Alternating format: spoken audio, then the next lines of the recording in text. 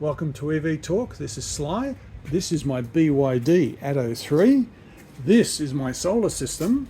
This is my solar charger, my Atto3. And look, we are not generating much power today.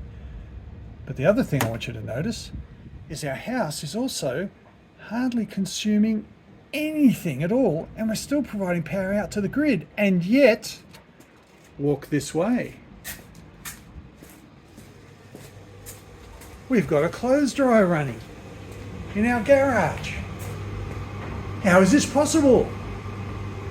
That dryer draws 1.8 kilowatts, nearly 2 kilowatts, a little bit more when it starts up again after it changes direction. How are we doing that? Follow the clue.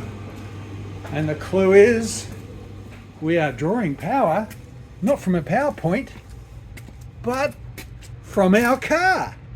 Yes, the vehicle to load adapter has saved us, and we're using it as a home battery. We've got a nicely fully charged, almost now fully charged car, and we've decided to use the battery to provide power to our dryer.